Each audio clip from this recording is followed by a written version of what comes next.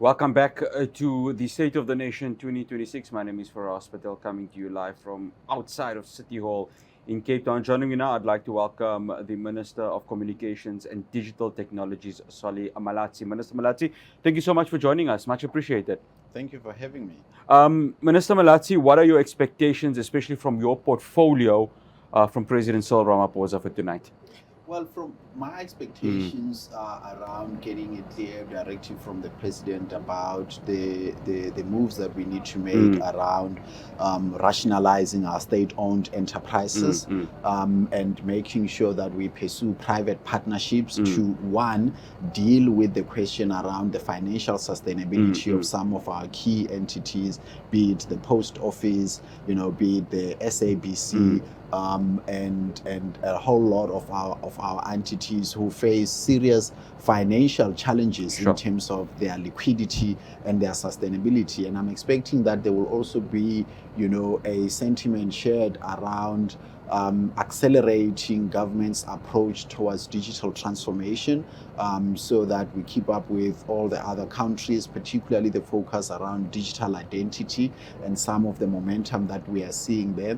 And more importantly, a challenge for us around how we can look at policy reforms that will, one, help this administration to continuously pursue inclusive economic growth and create jobs in our sector, and obviously looking also in terms of how we approach the conversation around the value of spectrum and how, as a national asset, we can leverage that for various things, including, one, expansion of access to broadband connectivity, and also, secondly, its contribution towards the communications and digital economy ecosystem. Minister Malatsi, you mentioned policy. In the previous administration, there has been the sort of reluctance, and I'm going to mention two key important state-owned entities that falls under your portfolio, the South African Broadcasting Corporation and the South African Post Office. Yeah. The previous administration has always maintained that bailouts would be one option and that any supposed private-public partnership would have more leverage on the public part. A lot has changed within the Government of National Unity. Now, of course, you are a Democratic Alliance member, and there's been loggerheads with regards to those decisions within the African National Congress. As Minister Malatsi, where do you then draw the line from your portfolio and, of course, the discretion given to your portfolio to say that there has to be negotiations with the private sector if these state-owned entities are not making ends meet? Well, we're already far ahead on the runway with regards to the private partnerships. In December last year, we published a request for information for interested private players who want to partner with the post office to come on board. We are currently doing an assessment of those, because the reality is, there's a lot of sentimental attachment to continued wholesale government ownership of some entities. The reality is we live in a space where government's capability, government's resources are insufficient to maintain, one, the funding needs of those entities. So we've fully embraced the reality that we need private partnerships in some of these entities to guarantee their future and to secure their financial sustainability. But then within potentially the African National Congress, there's still many members, not members of parliament, members within probably the top 7 that are saying no.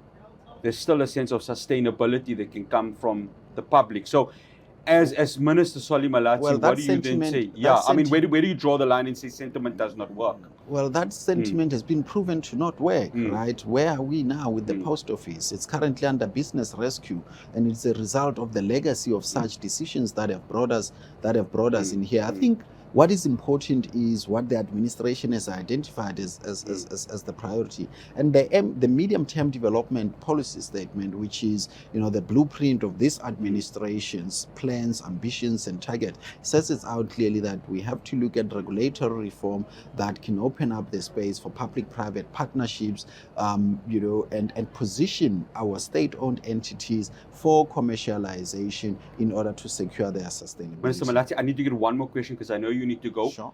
Elon Musk's Starlink, I know there's of course been discussions with regards to him needing to meet the triple BEE standards in order to operate within South Africa.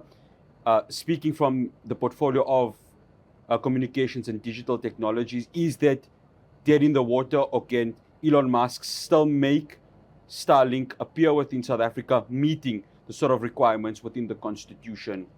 Yeah, I mean, this conversation is always fascinating because it gets reduced to a conversation about Starlink and Elon Musk, which defocuses the essence of the conversation. The conversation really is, what do our empowerment laws as they currently exist provide for investors who want to invest in South Africa? There are two avenues to enter the South African market if you want to invest. You either sell 30% of your ownership to local partners, or you can apply for what are called equity equivalent investment programs, which are then adjudicated for by the relevant department. If it's in the communication sector, it will be me, but the final approval lies with trade and industry, right? So what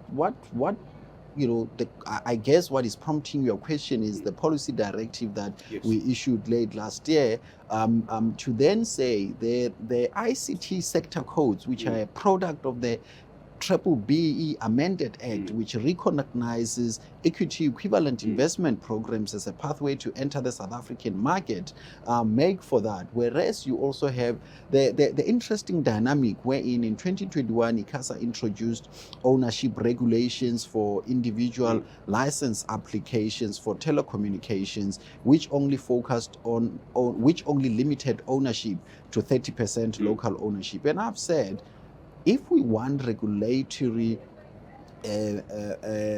universal regulatory environment, regulations have to be in tandem with the spirit of what the legislation anticipated. Contrary to the propaganda advanced by some politicians, it is not creating an exception for Starlink. I have no appetite for that.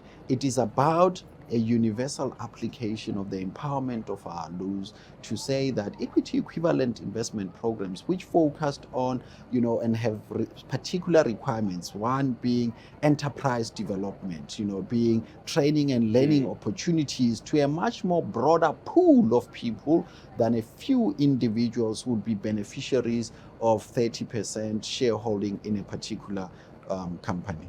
Mr. Malatsi, always a pleasure having you, and thank you so much for joining us. Much appreciated. We hope to catch up with you after the President's speech. Thank you very much. That's Minister Solly Malatsi, Minister of Communications and Digital Technologies. Well, that's all we have for you for now. For State of the Nation, do stay tuned. We'll be back after this break.